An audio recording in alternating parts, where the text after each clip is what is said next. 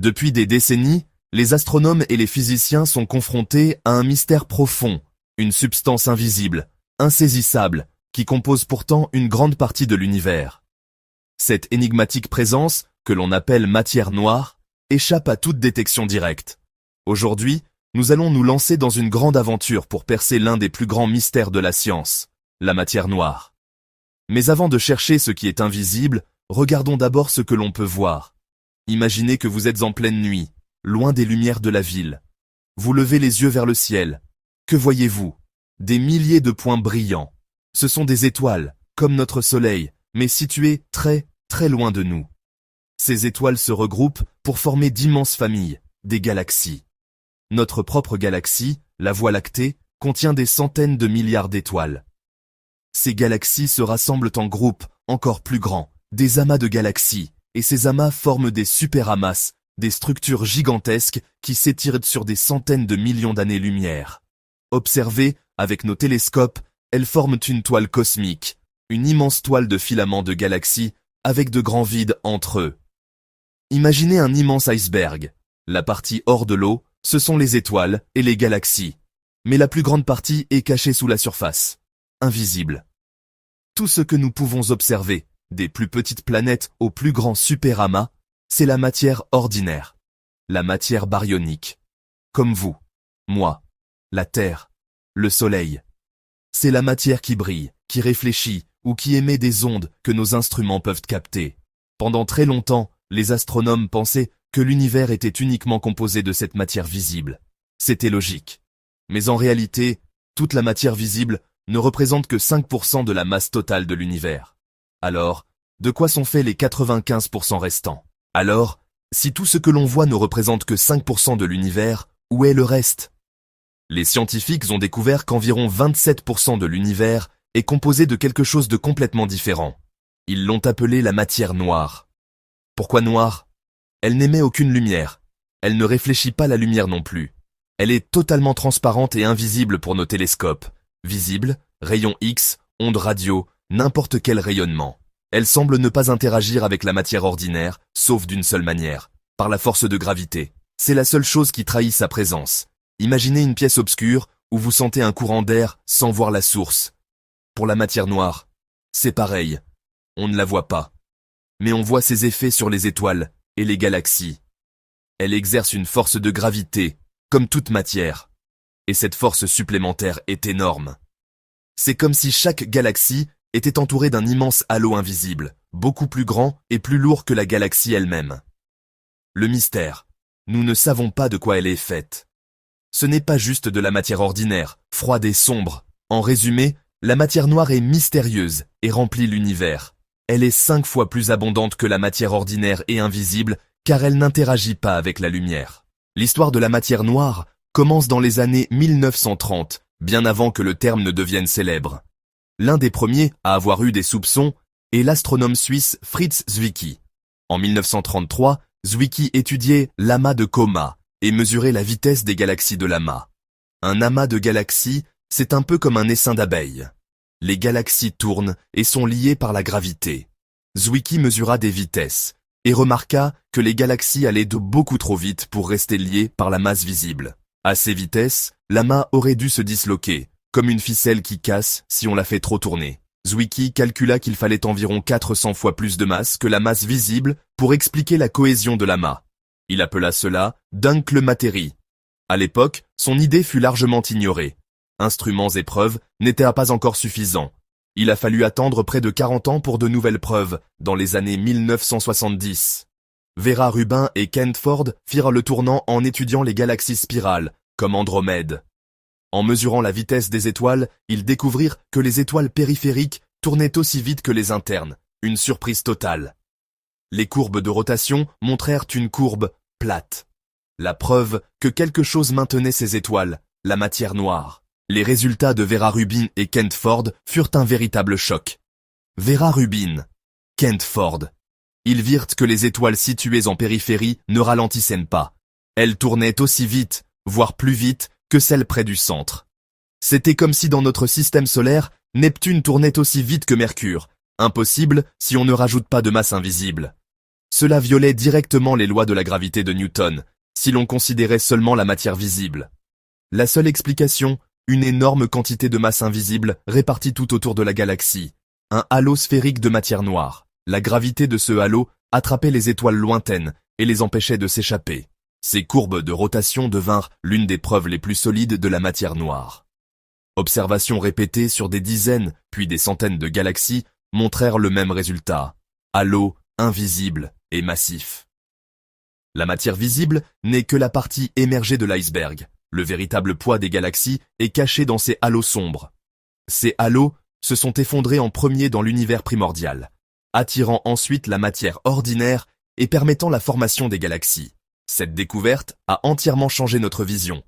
Les galaxies sont des îlots de lumière nichés dans d'immenses sphères de matière noire. Une autre preuve spectaculaire vient d'une idée d'Einstein, la lentille gravitationnelle.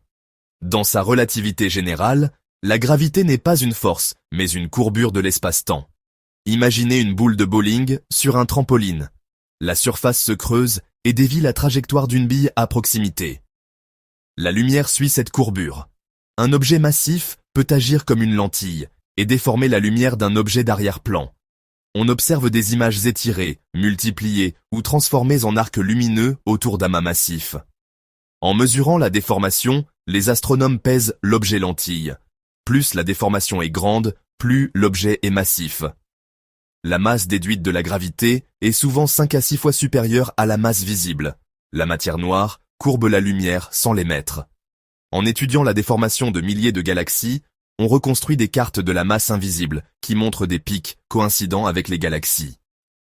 Ces cartes montrent que la matière noire n'est pas uniforme. Elle se concentre avec les galaxies et forme la toile cosmique.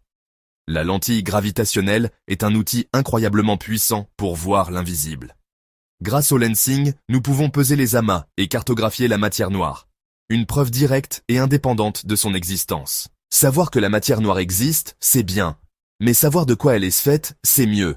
Pour la traquer, les scientifiques utilisent 3 approches complémentaires. Détection directe, détection indirecte et production en laboratoire.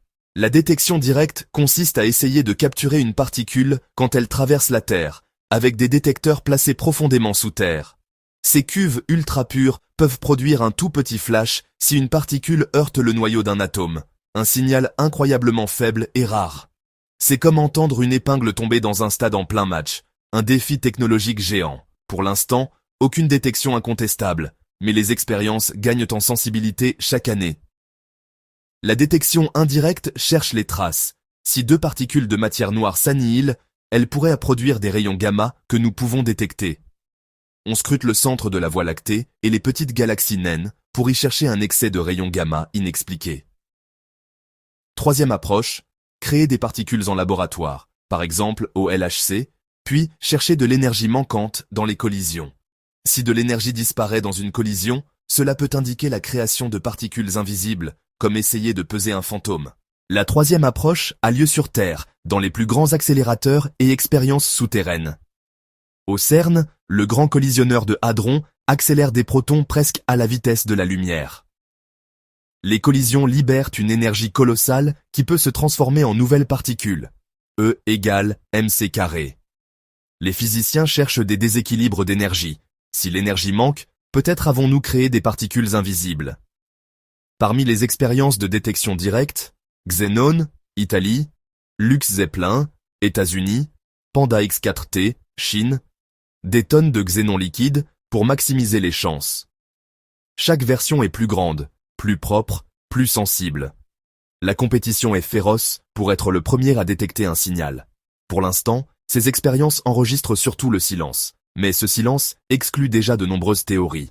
Du côté indirect, HUSS, le futur CTA, et Fermi scrutant le ciel pour des signes d'annihilation. Des signaux intéressants ont émergé, mais la prudence reste de mise. Les excès observés peuvent venir de pulsars ou d'autres sources. La détection indirecte demande une interprétation rigoureuse. La combinaison des approches, directe, indirecte et en accélérateur, offre la meilleure chance de résoudre le mystère. C'est une véritable chasse au trésor, à l'échelle cosmique. On pourrait se demander pourquoi les scientifiques dépensent autant d'énergie et d'argent pour trouver quelque chose d'invisible. La raison est simple, la matière noire est absolument cruciale pour notre compréhension de l'univers.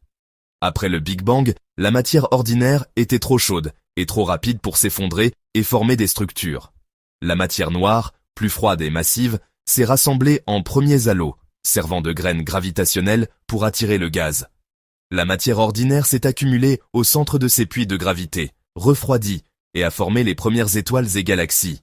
La grande toile cosmique, ses filaments et ses vides reflètent directement la distribution initiale de matière noire. Trouver la nature de la matière noire serait une révolution pour la physique des particules. Le modèle standard n'inclut aucune particule candidate claire.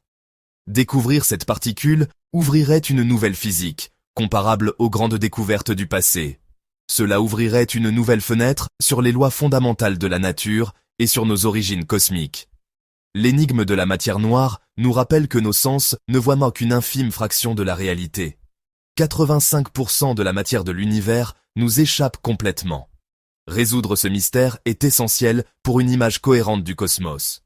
Ce n'est pas qu'une question de curiosité, c'est une étape clé pour comprendre l'univers, de sa naissance à son destin. Malgré des décennies de recherche et des preuves accablantes, la matière noire reste l'un des plus grands mystères de la science moderne. Le candidat le plus populaire fut longtemps le WIMP, Weakly Interacting Massive Particle. Aujourd'hui, d'autres idées émergent. L'action, une particule extrêmement légère, ou le neutrino stérile. Certains évoquent un secteur sombre, complet, n'interagissant avec nous que par la gravité.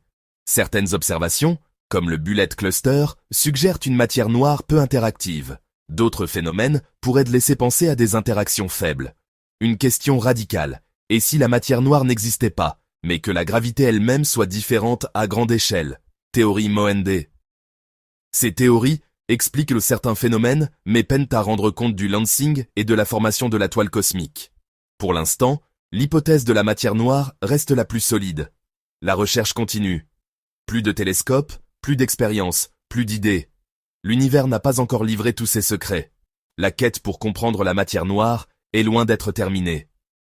Merci d'avoir regardé. Si vous avez aimé cette vidéo, abonnez-vous et partagez la curiosité. À bientôt pour de nouvelles découvertes.